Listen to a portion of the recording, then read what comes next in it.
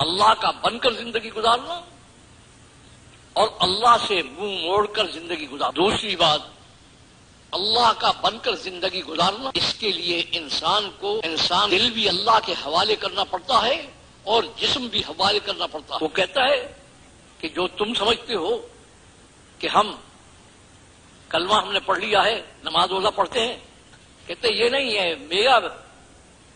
میرا مطالبہ یہ ہے ادخلوا فی السلم کافہ، پورے کے پورے اسلام میں آؤ. کہ میرا اگر بننا چاہتے ہو تو میرے بننے کے لیے دل کو بھی دینا پڑے گا کہ یہ دل دوسرے کی طرف جھانکے نہیں، اور جسم بھی میرے حوالے کرنا پڑے گا کہ اس کا کوئی عمل میرے حکم کے خلاف نہ ہو. حسب الناس ان یترکوا ان یقولوا آمنا، لوگوں کا کیا خیال ہے کہ وہ کہیں کہ ہم نے کلمہ پڑھ لیا، ایمان لے، ہم اس کو کافی سمجھ لیں گے. وہم لا یفتنون، ہم امتحان نہیں لیں گے. ہاں یہ امتحان گاہ ہے، یہ دنیا امتحان گاہ ہے، یہ نہ آرام گاہ ہے، نہ قیام گاہ ہے، نہ کھیل کا میدان ہے.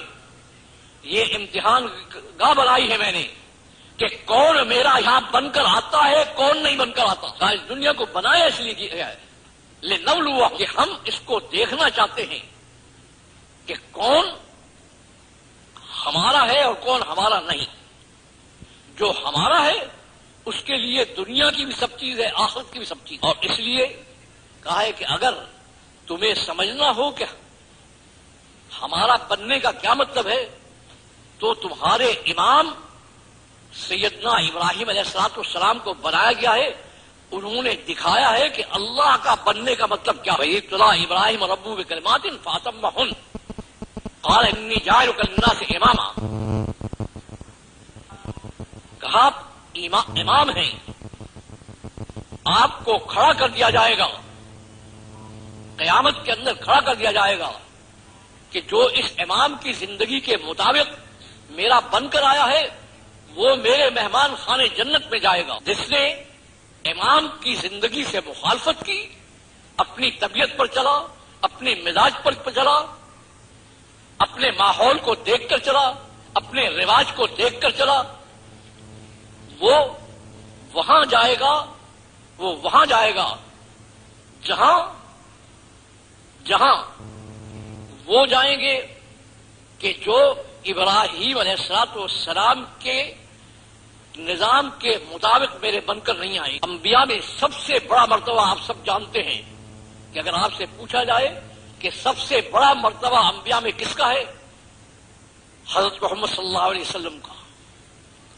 لیکن اللہ نے کیا، ثم اوحینا الیک ان اتبع ملت ابراہیم حنیفا، اے میرے حبیب میں نے آپ کو بھی یہی وحی کی ہے کہ اس میں آپ کو ابراہیم علیہ السلام کا اتباع کرنا پڑے. تو میں عرض کر رہا تھا کہ زندگی گزارنے کے دو راستے ہیں، اللہ کا بن کر زندگی گزارنا، اللہ کا بن کر زندگی گزارنا، اور اللہ سے منہ موڑ کر زندگی گزارنا. اللہ کا بن کر زندگی گزارنے میں سر سے پاؤں تک انسان کو اللہ کے حوالے کرنا پڑتا ہے. اور اللہ کیا کہتے ہیں، اللہ تعالیٰ کیا کہتے ہیں، اللہ تعالیٰ کہتے ہیں تجھ سے میرا مطالبہ یہ نہیں ہے کہ تو فرشتہ بن کر زندگی گزار، میرا مطالبہ یہ ہے کہ تجھے میں نے انسان پیدا کیا ہے، انسان بن کر زندگی گزار. دنیا میں آنے کے بعد تجھے ہوش نہیں رہتا، تو اپنی انسانیت کو چھوڑ کر شیطان کی طرح حکم عدولی کی زندگی اختیار کرتا ہے، یا لاپرواہی میں حیوانات کی زندگی اختیار کرتا ہے. میرا مطالبہ یہ ہے کہ اپنی انسانی زندگی پر چل. اس میں فرمایا ہے فَأَقِمْ وَجْهَكَ لِلدِّينِ حَنِيفًا فِطْرَتَ اللَّهِ الَّتِي فَطَرَ النَّاسَ عَلَيْهَا. تجھے اگر یہ معلوم کرنا ہو کہ میں انسان بن کر زندگی گزار رہا ہوں یا میری انسانی زندگی ختم ہو گئی ہے، تو یہ کتاب دین دے رہا ہوں. اگر اس کتاب دین کے مطابق زندگی ہے، یہ تیری فطرتی زندگی ہے. اگر اس کے مطابق نہیں ہے تو سمجھ لے کہ تو نے انسانیت سے اپنا رخ شیطانی زندگی کی یا حیوانی زندگی کی طرف کر لیا ہے، اور اس کا انجام بڑا خطرناک ہے. یہ انسان اپنی زندگی کا دشمن ہے. اور کیوں دشمن ہے؟ کیوں دشمن ہے؟ اس لیے دشمن ہے کہ انسان کی زندگی کے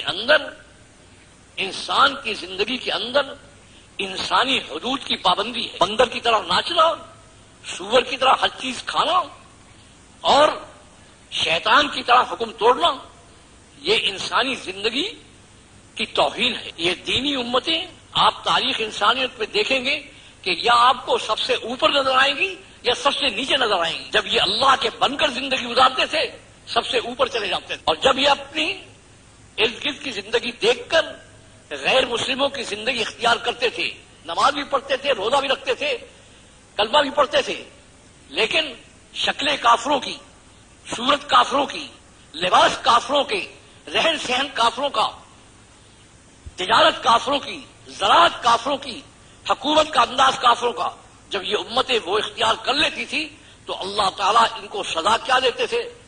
قرآن میں بتایا ہے کہ ان کی سزا کیا ہے؟ سب سے زیادہ ذلیل و خوار کر کے رکھتا ہوں، اور ان کو جن کے انداز اور رواج انہوں نے اختیار کر لیا ہے میں ان کے حوالے کر دیتا ہوں ان کو کہ ان کی خوب پڑھائی کرو اچھی طرح سے. باسنا علیہم عباد لنا اولی باس شدید، اپنی طرف کا ہے کہ میں مقرر کرتا ہوں، جاؤ ان کے گھروں میں گھس جاؤ، ان کو لوٹو، ان کو مارو، ان کو ذلیل و خوار کرو. لعلہم یرجعون، شاید ان کو ہوش آ جائے کہ یہ مصیبت کیوں ہم پر آ رہی ہے، ہم نے اپنی زندگی چھوڑ دی اس لیے یہ مصیبت آ رہی ہے، اور یہ لوٹ جائے اپنی زندگی کی طرف. تو یہ انسان جب اپنی زندگی پر ہوتا ہے تو اللہ کیا کہتے ہیں؟ اللہ تعالیٰ کہتے ہیں کہ جب انسان اپنی زندگی پر ہوتا ہے تو میں 2 انعام دنیا میں دیتا ہوں، 2 انعام آخرت میں دیتا ہوں. شرط یہ ہے کہ یہ اپنی زندگی پر ہو، اور اس کی زندگی میں نے کتاب دین میں بند کر دی ہے، اس سے کم پر بات نہیں ہے. ہم نے سمجھ کیا لیا ہے؟ ہم نے سمجھ لیا ہے کہ شاید کلمہ پڑھ لیا ہے اور نماز روزہ پڑھتے ہیں تو شاید ہمارا معاملہ حل جائے. نہیں، اس پر معاملہ نہیں ہے. وہ کہتا ہے پوری زندگی چاہے تیری شکل ہو، چاہے تیرا لباس ہو، چاہے تیری تجارت ہو، چاہے تیری زراعت ہو، چاہے تیرے گھر کا نظام ہو، چاہے تیرا کھانا پینا ہو، تیرا پہننا ہو، یہ ہر چیز میرے حکم کے مطابق ہے تو انسان ہے، وگرنہ تیرا نام میں انسانیت سے باہر نکال دیا. اس سے حضور اکرم صلی اللہ علیہ وسلم نے کیا فرمایا ہے کہ اکثریت جو ہے جو جہنم میں جائے گی میری امت کی، وہ کیوں جائے گی؟ وہ غیر مسلموں کی زندگی اختیار کرنے کی وجہ سے جائے گی. من تشبہ بقوم فہو منہم. جب آپ زندگی ان کی اختیار کر کے یہاں پر گزارتے ہیں تو جانا بھی تو ان کے ساتھ پڑے گا. کہتے ہیں میرے ساتھ کیسے آئیں گے آپ؟ زندگی میرے دشمنوں کی گزاریں، شکلیں ان کی اختیار کریں، رہن سہن ان کا اختیار کریں، لباس ان کے پہنیں، طریقے ان کو اختیار کریں، ہر چیز ان کی اختیار کر کے فیشن کے نام پر سب کچھ ان کا اختیار کرے، اور میری امت میں کھڑا ہونا چاہیں. کہتے ہیں اس کی کوئی عمر نہیں. من تشبہ بقوم، میں ضابطہ بتا رہا ہوں کہ جو جس قوم کی مشابہت اختیار کرے گا وہ ان میں جائے گا، میری امت میں نہیں کھڑا ہو سکے گا. اور اس میں فرمایا ہے کہ بعض لوگ فرشتے جب ان کو پکڑ کر جہنم میں لے جا رہے ہوں گے، میری امت کے بعض لوگ کیا کہیں گے کہ ہم تو نبی امی کی امت ہیں، مقدمہ میرے پاس آئے گا. وہ کہیں گے ہم آپ کی امت ہیں. فرشتے کہیں گے کہ آپ کے بعد آپ کی زندگی کے ساتھ انہوں نے جو معاملہ کیا ہے اور آپ کی زندگی کو جس طرح سے انہوں نے، آپ والی مبارک زندگی کو جس طرح سے انہوں نے توڑا اور گوڑا ہے وہ آپ کے سامنے نہیں ہے. تو اس پر کہتے ہیں میں کہوں گا ٹھیک ہے ان سب کو پکڑ کے لے جاؤ، ان کا کوئی میرے سے تعلق نہیں ہے. کہتے ہیں وہاں یہ سر پیٹیں گے کہ ہائے کیا ہو گیا. اسی اللہ تعالیٰ نے کیا فرمایا ہے کہ یہ حیات دنیا جو ہے، یہ حیات دنیا کی زندگی صرف اس لیے ہے کہ تم میرے بنتے ہو یا کسی اور کے بنتے. میں عرض کر رہا تھا کہ جو اس کا بنتا ہے اس کو 2 انعام دنیا میں اس نے دیے ہیں اور 2 انعام آخرت میں دیے. دنیا میں بھی ایک بڑا انعام ہے اور ایک چھوٹا انعام ہے، لیکن ہماری عقلیں کمزور ہیں، ہم چھوٹے انعام کو بڑا انعام سمجھتے ہیں. بڑا انعام کیا ہے؟ جو اللہ نے بڑا انعام کیا ہے کہ جب انسان میرا بن جاتا ہے تو میں اس کے ساتھ ہو جاتا ہوں، وہ میرا بن گیا میں اس کا بن جاتا ہوں. یہ بڑا انعام ہے. اور دوسرا کیا ہے کہ میں اس کو پوری زمین میں اپنا نائب بنا کر اس کو اقتدار دے دیتا ہوں، جس کو خلافت کہتے ہیں. یہ بیچارے جو تحریک خلافت چلاتے ہیں ان کو خود خلافت کا پتہ نہیں کہ خلافت کیا چیز ہے. یہ سمجھتے ہیں کہ کہیں کسی ملک میں اسلامی قوانین جاری ہو جائیں، اسلام کے مطابق لوگ عمل کرنے لگیں اور سارا نظام اسلام کے مطابق ہو جائے. یہ سمجھتے ہیں اس کو خلافت کہتے ہیں. اللہ اس کو خلافت نہیں کہتے. اللہ کہتے ہیں خلافت کیا ہے؟ کہا یہ تو چھوٹی سی چیز ہے. خلافت یہ ہے کہ میں پوری کائنات کے نام ایک حکم نامہ جاری کرتا ہوں کہ یہ میرا ہے اور میرا نائب ہے، اس کے حکم کو اس طرح سے مانو جس طرح میرے حکم کو مانتے ہو.